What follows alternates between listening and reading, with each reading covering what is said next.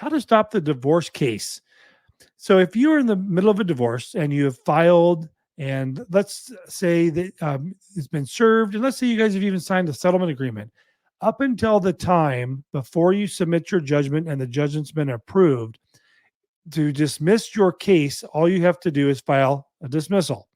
If no response has been filed, the petitioner can dismiss the case all on their own. They don't have to get permission or signature from the respondent, no matter how much effort has been put into your divorce case. All the petitioner has to do is dismiss the case by signing a request for dismissal.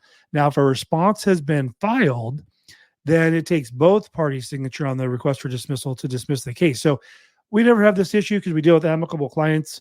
But if you're concerned that your spouse is the petitioner and they filed and they're wavering and maybe they may not go through with it and they may file a dismissal, you may want to file the response just to prevent them from filing a dismissal and stopping the case entirely. I've never seen that happen. I just thought of it on the fly as I'm talking about it.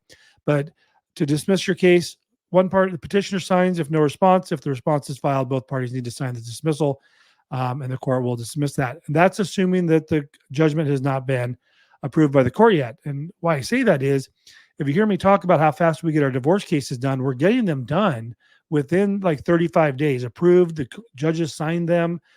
Today, the approval we got, their case isn't finalized until May 3rd of next year. I don't have it in front of me. So between the time now that, like in this case, let's say they wanted to dismiss that case, even though the judge has approved it, because that's the whole idea behind that 6-month cooling off period. We can get it approved, but the final divorce date is still, April or May of next year. So you still have that opportunity to just dismiss the case. The difference when once the judge has approved it and signed it, it's not as simple as just signing the dismissal. You now have to file a request for order, have a hearing, and then you have to go into court and ask the court at a hearing, which you can do online most of the time, Zoom or whatnot, and ask them in the hearing to dismiss the case. And that will then again take both of you to do that because the settlement agreement's been signed and notarized and they know both parties are involved.